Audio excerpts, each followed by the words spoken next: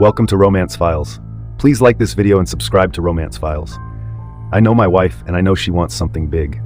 Susan is dressed in her sexiest outfit, a tight red dress with a plunging neckline and a short hemline.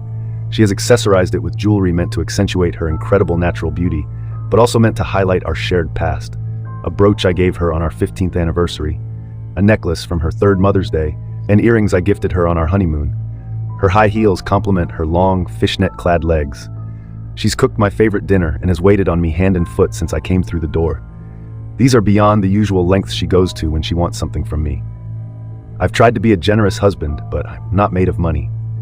I've worked as a personal injury attorney in private practice for most of my career. And while that has allowed our family a certain level of comfort, there are still limits. This level of effort means that she is asking for something far beyond those limits. I know my wife, and I know that what she wants is far more than we can afford. Susan was able to stay home and raise our two children, who are now out of the house and away at college.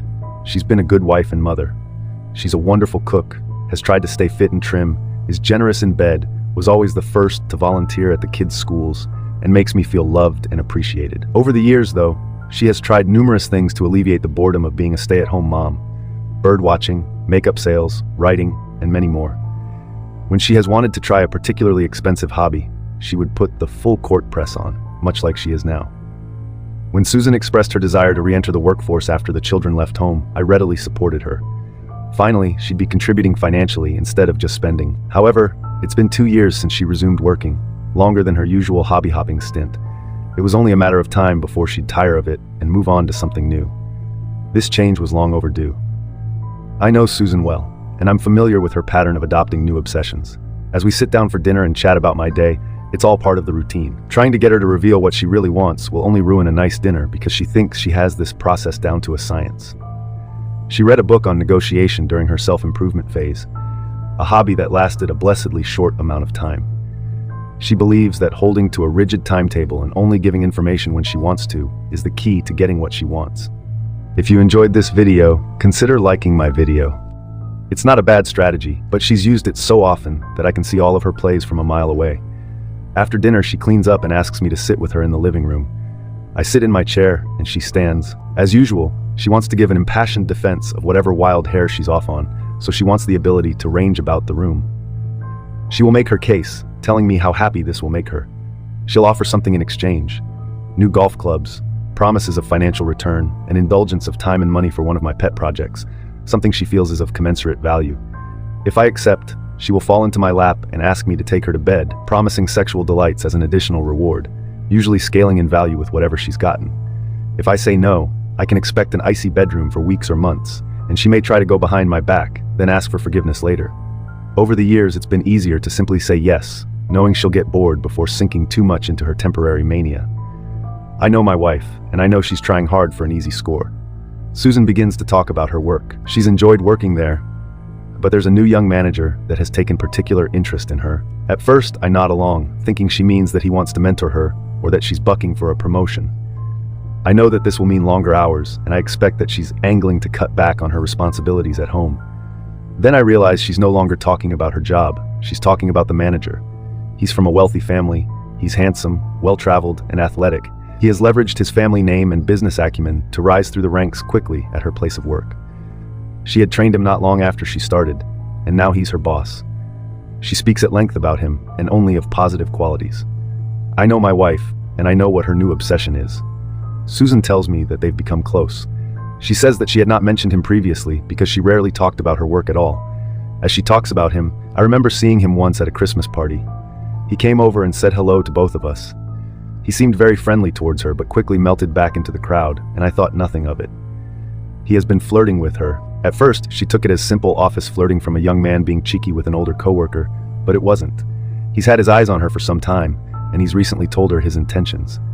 He goes on a personal weekend retreat to a tropical island every year, and he wants to take her, not us, her.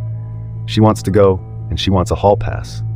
I know my wife, and I know that I'm watching the end of my marriage in slow motion. Susan sees my face grow stony and starts in on the hard sell. She was a virgin when we married, and she wants to know what it's like to be with another man. He's a gentleman. It will be our little secret, and no one else will ever know. It'll only be this one time.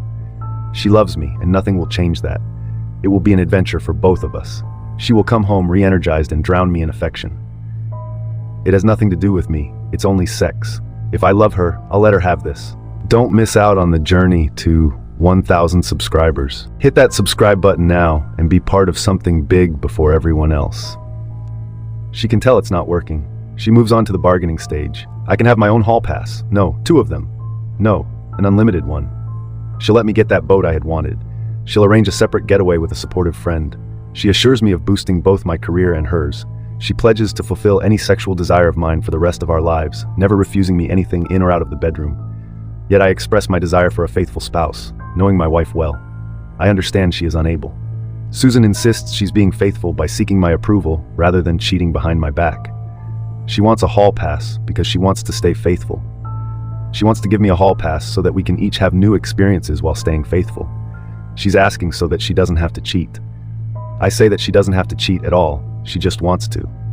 She gets angry. She calls me a hypocrite because I had slept with others before her, as if our vows didn't matter. She calls me selfish because she spent decades of her life on me and our family while I got to have a career, as if I was fortunate to work long hours at a job I didn't enjoy. She calls me old-fashioned because I will not open our marriage, as if fidelity is simply a trend that goes in and out of style. I sit impassive as she vents her spleen. I know my wife, and I know she won't let this go. Susan finally winds down. I tell her that I can't stop her. I know that she will decide to go behind my back, as she has before when a new obsession has so totally occupied her mind. I tell her that asking for permission without caring if it's granted is still cheating, and that I don't grant my permission. I tell her that if she leaves with him, she should not return. She will not be welcome. She glowers at me, but says nothing. She turns on her heel, ascends the stairs, and locks our bedroom door. My shoulders slump. I've already started to grieve, and there's nothing useful to do right now, so I'm stuck alone with my thoughts. There is no outlet for my anger and sadness, yet I go to the spare bedroom, change out of my clothes, and climb under the covers, tossing and turning for the rest of the night. I know my wife, and I know that I won't sleep easily tonight. Susan is gone by the time I wake. Her suitcase is gone, her warm weather clothes are gone, her phone is not. It lays charging on the bedside table. I will not be able to contact her even if I wanted to. She has left me a note under it, telling me that I'll change my mind once I've had time to think. She explains that she will return Monday evening. She writes that she loves me and hopes that while she is gone, I will take advantage of my hall pass, the one I told her that I did not accept and do not want. She hopes that I will reclaim her when she returns. She mistakenly thinks that she will still be a valuable treasure I wish to see returned instead of trash. I'd sooner be rid of her. Confusion is understandable. She was until now my greatest treasure, but not anymore. She is on a plane, and I am here. It is Friday morning. I set an out-of-office message, as there is more important work to be done. I had no outlet for my emotions last night, but now I have nothing but time on my hands and rage in my heart. I call an old friend and set the legal wheels in motion. He begins to draft divorce papers. I send him a copy of our prenuptial agreement, which notably has an adultery clause along with the details of our assets. I urge him to be fair, acknowledging she's the mother of my children, but not overly generous considering our asset arrangement and prenuptial agreement. Fairness should come naturally. Knowing my wife's disregard for legal matters, this should be straightforward. Susan maintained a tidy home, her 4-day weekend gathering her belongings and storing them away as effortlessly as possible. As soon as she opens the door, I want her to grasp that this isn't her home anymore. The physical activity of packing and organizing provides a sense of control amidst the turmoil. It consumes the weekend, leaving me drained enough to find some rest at night. On Monday morning, I prepare for the confrontation to come. I call our children and inform them what is about to happen. I keep the details somewhat vague, but they know that their mother has chosen to cheat on me after trying to force me to open our marriage. They're smart kids.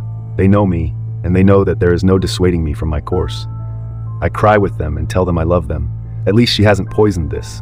I call our closest friends, and they are shocked. I call my parents, and they are supportive. I call her parents, and they are aghast. I know my wife, and I know that no one is on her side. Susan's plane will land soon.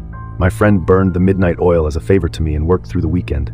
He has given me a copy of the papers in a plain but unmistakable manila envelope. I have chosen not to have her served at the airport. It is not out of any loyalty. I hope that she is embarrassed. I hope that she does feel ashamed by her actions. I have made sure that the game of telephone has begun amongst our social circle. After all, her phone, now on the entryway table, is filled with texts and voicemails condemning her. I did not have her served at the airport because I want to see her face when she realizes what her weekend has cost her. I am not normally a cruel man. Perhaps my soon-to-be ex-wife has mistaken my kindness for weakness. Perhaps she has seen my generosity as a lack of will. But even a kind man can be driven to cruelty. Even a generous man can put his foot down and say no more. I know my wife, and I know that she will soon be far less comfortable than she is accustomed to. Susan opens the door with a broad, relaxed smile on her face. She's undeniably stunning, and for a fleeting moment, I'm struck by a twinge of remorse for what's unfolding. But then reality sets in. I remind myself it's not about to happen. It already has. She's betrayed our vows, opting for him over me, willingly discarding our shared life despite my warnings of the repercussions. Her expression freezes as she enters our living room, taking a moment to register the changes. There's a palpable absence where cherished belongings once stood. The crystal vase that held her birthday and anniversary flowers, our wedding portrait, mementos from our travels, and so much more. But far more painfully, there is an absence of love. Even when we had fought, even when I was angry with her, there was always love. But not now. I do not rush to greet her. There is no fondness in my manner. I do not say hello, and I'm holding the unmistakable manila envelope, the one that will show her exactly how little she will have when we've gone our separate ways. I know my wife, and I know that she is afraid. Susan's eyes grow wide. She begins to protest, to beg, to cry. I am impassive. She recycles all of the arguments she made before she left, the ones about how it was just sex, about her love for me, about how she'll do anything for me. I am uncaring. She tries to reminisce about our marriage, our children, our shared life. I am enraged. I rise to my feet, anger barely contained. I hiss through my teeth that I was the one that remembered those things, not her. I valued those things. She did not. I begged her not to throw them away, to not go with him, but she blindly, selfishly refused. They had been the best parts of my life, and now she was trying to use their memory as bargaining chips. I tell her that she disgusts me. I know my wife, and I know that she finally understands that she has ended us. Susan begins to storm about now. She tells me that I can't do this to her, that I can't take her life from her, that this is her home, that I have no right, that she supported me, that she raised our children, that I begin to tune her out. She eventually runs out of steam, finally collapsing on the couch and crying with great heaving sobs. I am not a cruel man, and it is time to grant her mercy. With a final stroke to end her futile hysteria, I say, I didn't take this from you. You threw it away. There's nothing for you here anymore. Now go. I know my wife, and I know that she will soon realize the gravity of her actions. Second story, I texted my cheating ex, and I feel so dumb. My ex and I were together for 3 years until our breakup last July. I discovered his infidelity several times, texting other girls, snapping them, sliding into DMs on Instagram, and even denying he had a girlfriend while engaging in sexting. This was a deal breaker for me. Now I find myself at that stage of the breakup where I can only recall the good times. In December, I started dating someone new, but I made it clear from the beginning that I wasn't ready for commitment or anything serious.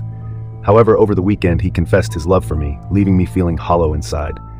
I promptly ended things, unable to reciprocate his feelings. This triggered a flood of emotions, reminding me of how much I once loved my ex. With Valentine's Day passing recently, I couldn't help but feel the absence of my ex and the life we shared. I reached out to him, hoping he felt the same way I did, but to my dismay, I received no response. I feel foolish and embarrassed. I shouldn't be chasing after someone who didn't treat me right, yet I can't help feeling shattered. I'm also taken aback by his lack of reply. I'm not sure why I'm sharing this. I don't necessarily need advice. Maybe I just needed to vent. I don't know. Third story. What to do next about leaving my fiancé. My fiancé and I have hit a rough patch. Recently, I discovered he was emotionally cheating on me with a coworker.